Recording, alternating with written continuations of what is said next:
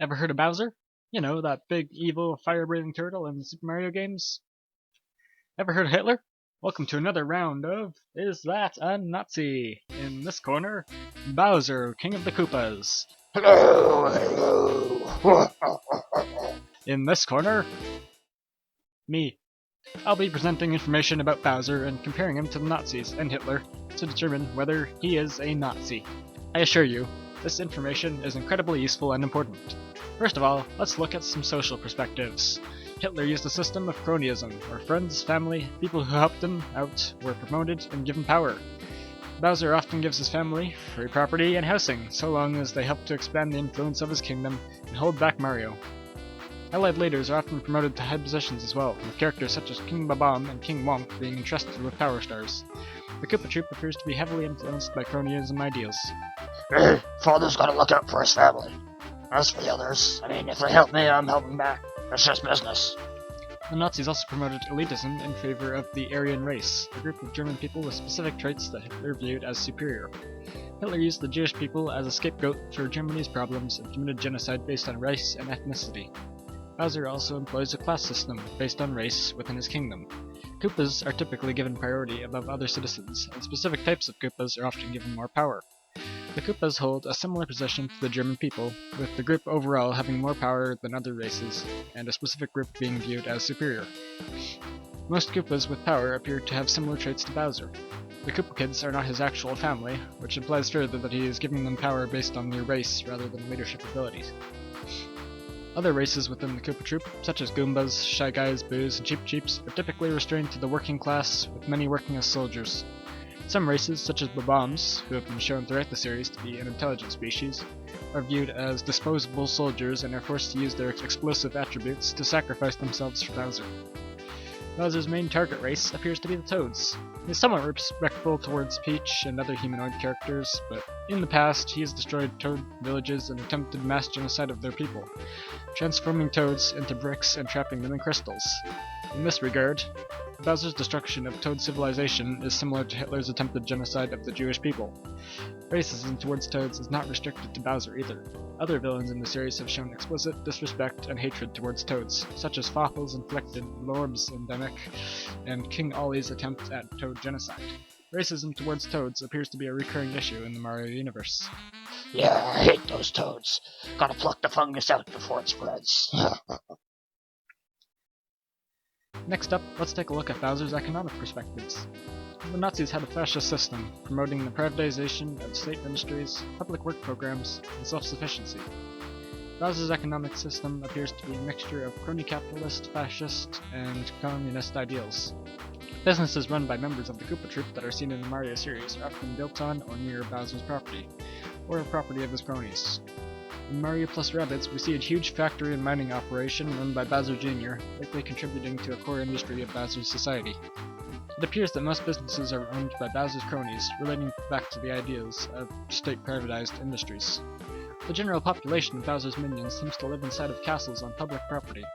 Bowser's minions appear to be treated equally within their class groups, however privileges differ greatly between these class groups. While Bowser's elite cronies are given their own property, that property is often used to expand the rule of his kingdom, and the castles are likely used as housing for more minions. The system combines aspects of communism while also idealizing the imperialism of past empires. The Nazis made a point of fighting against communism, but did idealize imperialism. Bowser's economic standpoint does have some similarities to the Nazis, but is also very different in several ways. So far, Bowser's differing economic system is the biggest flaw in the argument that he is a Nazi. Our system would be highly effective if that stupid Mario didn't keep interfering with my plans. For this next step, I'll be analyzing Bowser's political standpoints. Nazi Germany was portrayed as a democracy, but in reality was a totalitarian state. Hitler did not allow German citizens to vote anyone else into power. Hitler utilized absolute nationalism, military enforcement, and centralized decision-making. The Koopa Troop also appears to be a totalitarian state. Bowser's parents likely ruled the kingdom before him, and the next ruler would presumably be Bowser Jr. or one of the Koopa Kids. The old Koopa Kids from the Mario Party series mysteriously disappeared, which may imply that Bowser eliminated them out of fear that they could take his position.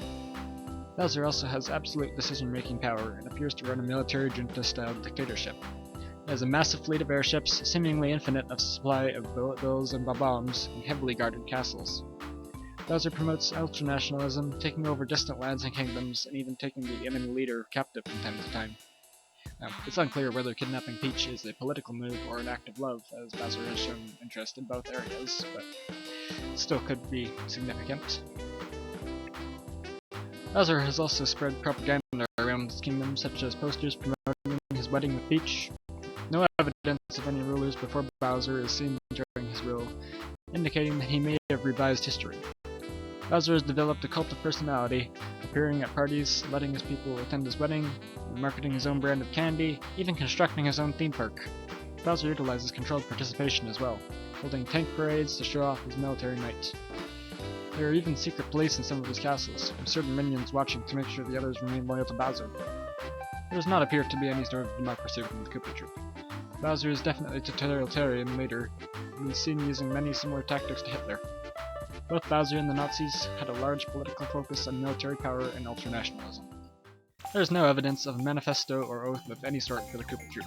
No clear rules or parameters of the system have been officially declared, and therefore I will not be taking this into account with his argument. I make the rules, and I make them whenever I want.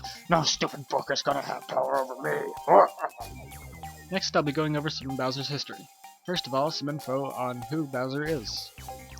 Bowser was an orphan child raised by the evil magician Kamek. Once he became powerful enough, he rose to a position of absolute power in the Koopa Troop. It's unclear how Bowser reached this position of power. But during most of Bowser's rule, his primary goals have been to acquire more power and to successfully kidnap Peach. Similarly to the Nazis, Bowser has ultranationalistic ideals and promotes inequality based on race. Bowser has even publicly expressed support for the Nazis in an episode of the Super Mario Bros. Super Show, titled Raiders of the Lost Mushroom. Yeah, love those guys. Wait, you've actually supported the Nazis this whole time? Yeah, I just thought it would be fun to make you waste your time. Well, I paid you to be here, and I already made a script and everything, so, I guess I'm just gonna keep going. So much for that, I guess. Bowser has committed mass genocide of Toads, turning them all into bricks and stone in Super Mario Bros., destroying the town and freezing them in crystals in Super Mario Galaxy and Super Mario Galaxy 2. Most of the locations Bowser has attempted to conquer have been areas in the Mushroom Kingdom, however, he has attacked other civilizations as well. Bowser has also formed temporary alliances with Peach and Mario to take down large threats to his rule, only to turn on them again afterwards.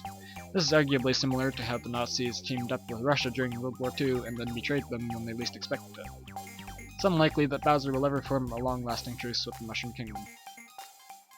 While many of Bowser's minions view him as a hero, there are people in his kingdom who see him as a repressive leader. In Paper Mario, the Origami King, there are hidden cafes run by Bowser's minions where other minions come to relax in peace. This could imply that Bowser forces many of his minions to work constantly with little time for relaxation. Bowser is often used as a vessel for evil forces, such as ancient demons. For the sake of this argument, however, I've been focusing only on Bowser's actions when he is in control, as the demons do not represent Bowser's own ideals. Even those idiots know real power when they see it. Finally, I'd like to talk about the people accusing Bowser of being a Nazi. First up, who's the one calling Bowser a Nazi? Well, Andy Hayward and Dan Ripa, hope that I'm pronouncing that correctly, the creator and director, respectively, of the Super Mario Bros. Super Show, depicted Bowser as a Nazi in one of the show's episodes, as I stated before. This likely influenced several people on the internet to claim that Bowser is a Nazi on Twitter and Reddit posts, as well as posting more images of Bowser wearing a Nazi uniform. As for whether people have anything to gain by calling Bowser a Nazi, no, not really. He's just a fictional character, and his stance on Nazism doesn't really affect much of anything.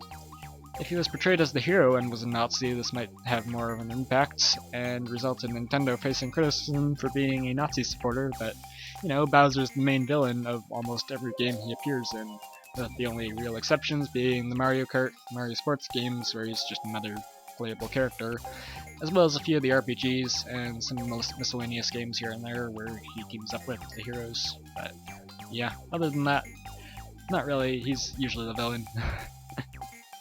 Now, technically, I have something to gain by calling Bowser a Nazi. I'm using this for a school project.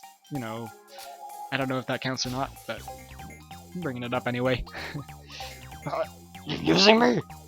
You're just like all those other good-for-nothing bad guys who think they're better than me, aren't you? Wait, no, that's not what I meant. I'll show you the true power of the Koopa Troop. Conclusion time. Now, I'd say Bowser is about 80% Nazi, at least. There are several points of evidence that contradict Nazi beliefs, but for the most part, Bowser appears to not only be a Nazi supporter, but is also oddly similar to Hitler in many ways. There isn't much reason to call him a Nazi. There's a lot of evidence supporting that Bowser may have based his ideals on Nazi Germany. Bowser, King of the Koopas, is a Nazi. Koopa supremacy. Let's go. Woo! I don't think you're supposed to be proud of that. I'm Bowser. I deserve to be proud of my kingdom. Okay, whatever floats your boat, I guess. That concludes this episode of Is That a Nazi? Thanks for watching. Goodbye. Goodbye.